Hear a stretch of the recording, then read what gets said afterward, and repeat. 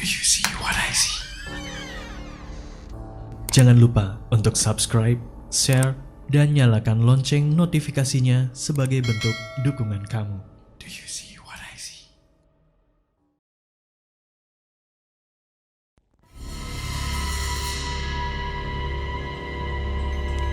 Halo semuanya, apa kabar? Khususnya warga desa Sukawati dan para pecinta cerita horor yang selalu setia di Do You See What I See. Ketemu lagi sama aku, Elma dari Solo. Kali ini aku mau berbagi cerita yang kejadiannya saat aku masih SMP. Jadi dulu waktu SMP aku sekolah di Temanggung ikut sama tanteku. Dan kemarin tanteku sempat mampir ke rumah. Terus beliau bilang bahwa ada beberapa temanku yang minta nomor HP-ku. Gak lama kemudian aku di-invite di grup WhatsApp alumni SMP-ku. Dari situ aku jadi reminder masa-masa SMP yang kalau diingat-ingat lebih banyak bahagia ketimbang sedihnya. Masa-masa belum ada sosial media, jadi interaksi sosial tuh masih kental banget. Terus gak cuma cowok aja kan yang suka ngegeng waktu sekolah. Aku dulu waktu SMP punya satu geng, kita berenam, cewek semua, dan kita udah bersahabat dari kelas 1. Singkat cerita, kita dapat tugas dari sekolah yang mengharuskan kita untuk kerja kelompok. Akhirnya kita berenam mutusin belajar kelompok di salah satu rumah temanku. Yang sebelum-sebelumnya kita memang udah sering banget main di rumah temanku ini. Karena di antara kita berenam, dia yang paling berada. Orang tuanya juga baik, welcome sama kita. Apalagi ibunya temanku ini, beliau punya usaha keripik pisang. Dan dari situ aku jadi tahu, oh ternyata bikin keripik pisang itu dibuat dari pisang yang setengah mateng. Jadi mungkin ngirisnya biar lebih gampang dan lebih tipis. Gambaran sedikit rumah temanku ini, karena Temanggung itu kota kecil, jadi ya masih bentuk rumah desa yang semi joglo. Lumayan gede sih, halaman depan juga luas. Tapi di sampingnya ada bangunan tambahan yang berfungsi sebagai ruang produksi keripik pisang itu. Cuman ada satu pintu yang terconnecting ke rumah temanku. Akhirnya kita belajar kelompok sekitar jam 4 sore. Pas kita ke sana, suasana rumah temanku masih lumayan rame karena masih ada beberapa pegawai. Ada juga eyang putrinya yang biasa kita panggil Mbah Putri. Cuman saat itu orang tuanya lagi keluar, katanya lagi ngirim keripik pisang. Sebenarnya temanku ini dia 4 bersaudara, cuman karena jarak usia dia sama kakak-kakaknya lumayan jauh, jadi ketiga kakaknya udah pada married dan pisah rumah. Akhirnya kita belajar kelompok di ruang tamu, duduk di kursi tamu. Jadi kursi tamu itu kan biasanya terdiri dari satu kursi panjang, 3 kursi kecil-kecil, sama 1 meja. Ketiga temanku duduk di kursi panjang, di depannya ada meja, terus ada 2 kursi kecil-kecil, aku duduk di sebelah kanan, temanku di sebelah kiri, sedangkan temanku yang punya rumah, dia duduk di antara kursi kecil sebelah kiri, meja, sama kursi panjang. Jadi posisinya aku menghadap ke pintu yang terconnecting ke ruang produksi keripik pisang itu. Sedangkan ketiga orang temanku sama temanku yang punya rumah, dia menghadap ke pintu masuk, ke pintu utama. Terus temanku ini karena dia orang berada, jadi dia tuh punya jam, bisa dibilang jam antik, jam kuno. Karena jam ini bukan yang nempel di dinding, tapi jamnya ini berdiri tegak di sudut ruang tamu. Lumayan tinggi, atasnya tuh bentuknya setengah lingkaran, masih ditambah beberapa ornamen ukiran. Dan yang bikin jam ini lebih unik, jadi jam ini akan berbunyi lonceng di setiap jam tepat sesuai jamnya. Jadi misalnya jam 4 ya lonceng 4 kali, jam 5 ya lonceng 5 kali, dan seterusnya. Lalu kita belajar kelompok hampir jam setengah 6 lebih lah, karena tugas kita masih banyak, jadi kita belum selesai sampai jam itu. Terus Mbah Putrinya tuh pamit sama kita berenam bahwa beliau mau ke masjid buat sholat. Jadi otomatis kan kita di rumah itu cuma berenam, cewek semua, karena para pegawainya udah pada pulang sekitar jam 5-an sore tadi. Ya udah, akhirnya kita lanjut belajar kelompok lagi karena juga udah lumayan sore banget, mau jam 7-an kan, mau jam 6-an. Kita belajar kelompok sampai jam 6 tepat.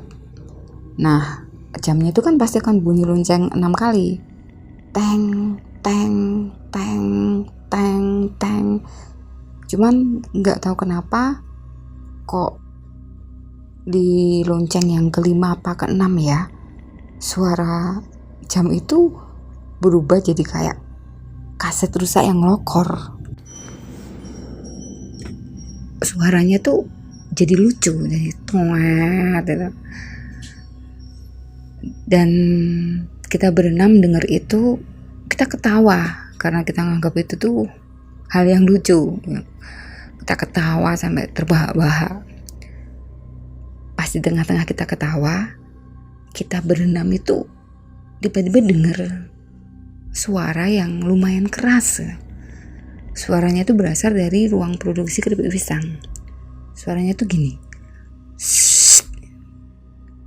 Kita berenam sempet saling pandang, terdiam. Cuman gak berapa lama disusul bunyi beberapa benda jatuh ya. Mungkin saat itu kita sepakat bahwa itu kucing, karena memang temanku punya beberapa kucing kampung.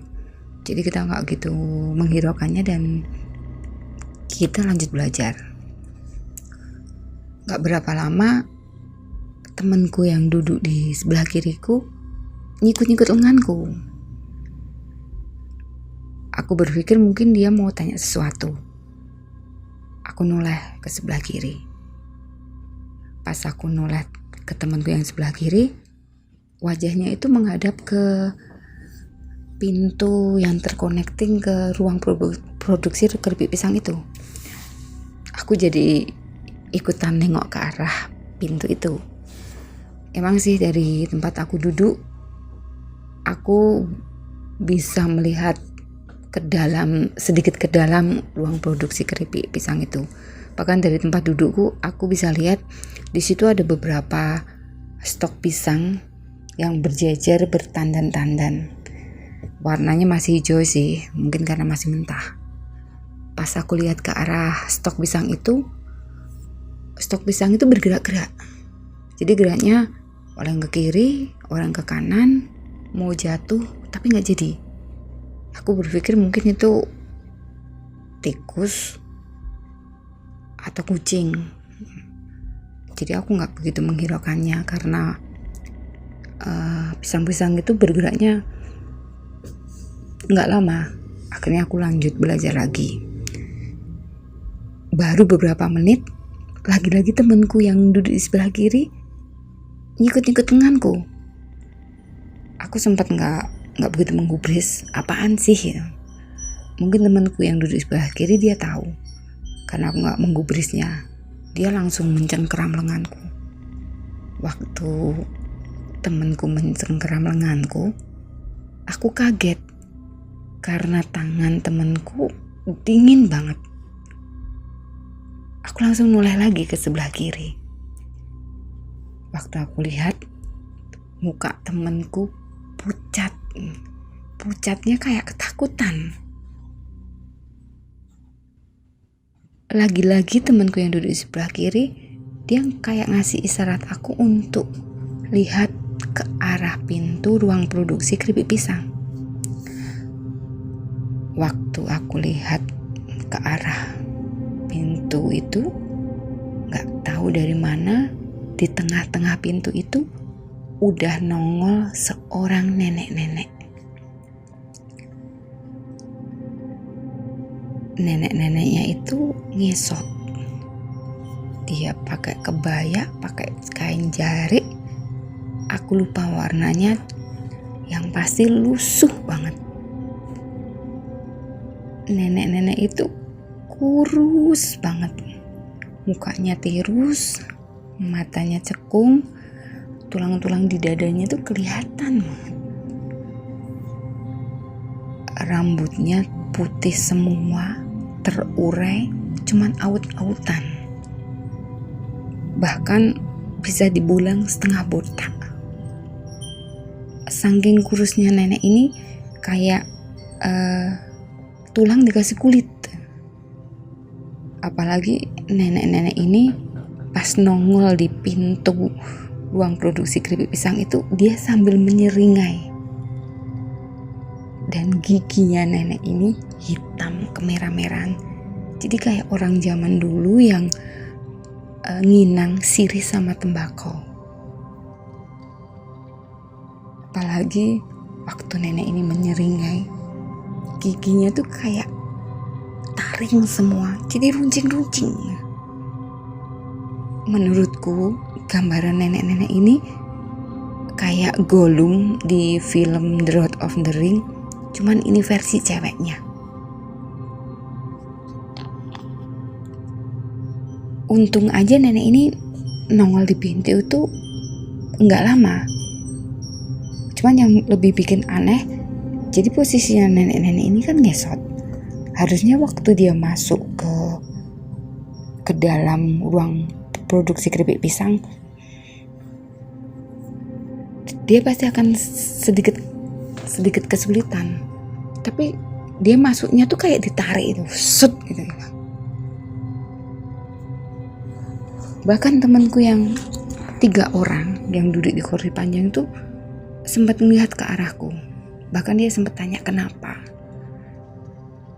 Tapi pas nenek-nenek itu nongol di pintu, seperti biasa tuh bibirku tuh rasanya keluh banget. Gak bisa teriak, apalagi ngomong. Jadi aku cuma bisa geleng-geleng kepala. Dan setelah nenek itu masuk ke dalam ruang produksi keripik pisang, tiba-tiba dari pintu utama rumah temanku ini ada orang yang masuk. Pas orang itu masuk, dia ngasih kode ke kita gitu. Otomatis kita berenam nengok ke arah pintu masuk kan. Pas kita tengok ke sana, ternyata yang datang bapaknya temanku. Temanku langsung nyapa kan sama bapaknya. Pak, kok sendiri, ibu mana? Bapaknya temanku itu sempat berhenti memandang kita berenam dengan tatapan yang kosong, tapi dia gak jawab apa-apa, langsung masuk ke dalam rumah. Jujur, pas bapaknya temanku tuh datang, aku sempat ngerasa lega banget. Karena seandainya jika nenek-nenek ini muncul lagi, aku akan berusaha untuk teriak sekuatnya gitu. Tapi ya tetap aja suasananya kan jadi beda. Apalagi temanku yang duduk di sebelah kiriku, dia kelihatan gelisah banget. Akhirnya di jam 7-an lebih lah, selesai gak selesai, aku mutusin untuk pamit. Akhirnya kita berlima pamit sama temanku yang punya rumah. Lalu kita berdiri. Pas berdiri itu posisinya temanku yang 3 orang yang duduk di kursi panjang, dia duluan, disusul aku, temanku yang tadi di sebelah kiri, sama temanku yang punya rumah. Cuman belum sempat aku ngelangkah, tanganku ditarik lagi sama temanku yang tadi duduk di sebelah kiri. Waktu dia narik lenganku, tangannya temanku tuh masih dingin banget gitu. Aku jadi nengok lagi kan ke arah temanku. Kok wajahnya temanku masih pucat gitu. Aku langsung nengok ke pintu ruang produksi keripik pisang. Waktu aku lihat di sana nggak ada apa-apa, tapi kok wajah temanku masih pucat ya. Mungkin dia masih ketakutan. Akhirnya aku gandeng. Pas kita mau keluar rumah, pasti kita akan melewati ruang produksi keripik pisang itu. Sebenarnya aku udah berusaha untuk nggak mau nengok ke arah pintu itu lagi. Cuman ya kayak ada kekuatan yang mendorongku untuk melihat ke arah pintu ruang produksi keripik pisang itu. Dan ketika aku lihat ke arah pintu itu, di situ ternyata nenek-nenek itu masih ada. Nenek-nenek itu nggak ngesot lagi, tapi nenek-nenek itu duduk di depan stok-stok pisang yang bertandan-tandan itu. Jadi saking bungkuknya nenek ini dan kurusnya, tulang-tulang punggung nenek ini kelihatan menonjol banget. Nenek ini memang gak lihat ke arahku, tapi dia membungkuk sambil kayak gambar-gambar di lantai. Karena ternyata nenek ini punya kuku yang panjang-panjang, bisa dibilang cakar yang hitam-hitam, dan suara cakarnya di lantai tuh bikin ngilu banget di telingaku. Aku sempat nge-freeze sebentar, tapi logika aku masih jalan, karena aku ngerasa kok keempat temanku kayaknya mereka tuh nggak menyadari bahwa di situ tuh ada nenek-nenek. Jadi mereka bersikap biasa ngobrol gitu. Sedangkan temanku yang duduk di sebelah kiriku tadi, yang bisa lihat itu, jadi dia setengah dorong aku untuk segera keluar rumah. Akhirnya aku berhasil sampai keluar di halaman rumah. Rasanya tuh pengen buru-buru pulang. Pas kita mau keluar pagar, ada mobil box masuk ke halaman rumah temanku. Dan di situ lagi-lagi kita dibikin kaget, kita dibikin speechless. Kita berenam tuh bengong, saling pandang, karena ternyata yang naik mobil box itu kedua orang tua temanku. Temanku yang punya rumah langsung nyamperin kedua orang tuanya. Intinya temanku berdebat karena dia merasa bahwa ayahnya tadi udah pulang dan disaksikan kita berlima. Cuman di tengah-tengah perdebatan temanku sama kedua orang tuanya, aku mutusin untuk segera pamit. Karena dalam hati tuh aku udah gak sabar banget pengen cerita sama teman-temanku. Akhirnya kita pamit. Di tengah-tengah perjalanan aku cerita sama teman-temanku. Mungkin karena saat itu aku masih SMP, jadi buat aku pengalaman itu tuh sangat exciting. Mungkin aku juga belum punya begitu banyak pengalaman mistis. Dan ternyata ketiga orang temanku yang duduk di kursi panjang itu, mereka juga diganggu. Dan waktunya pun sama. Jadi setelah kita dengar suara lonceng 6 kali, suara dari ruang produksi keripik pisang, ketiga orang temanku, mereka ngerasa kayak ada yang nyolek-nyolek.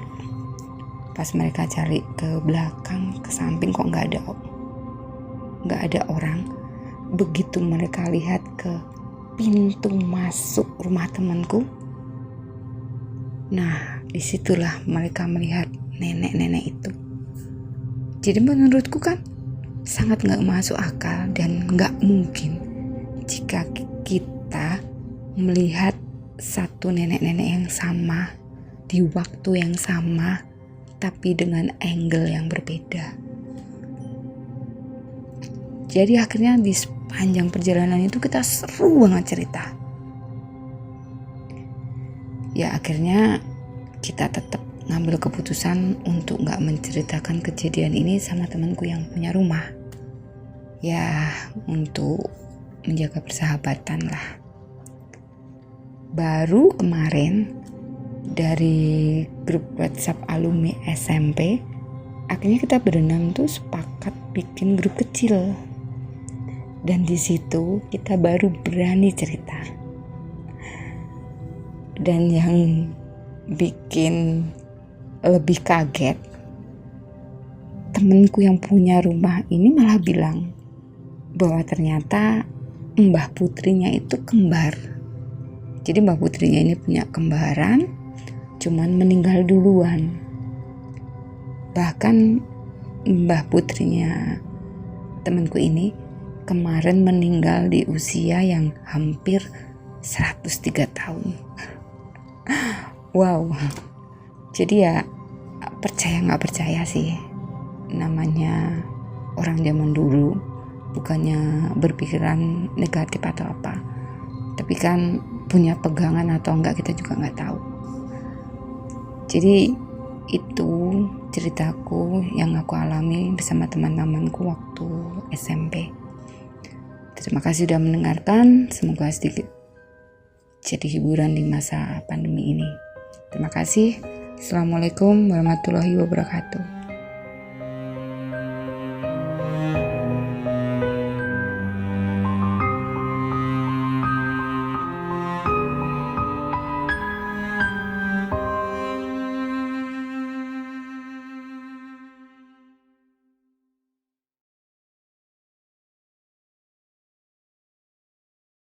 Kirim cerita kamu ke alamat berikut.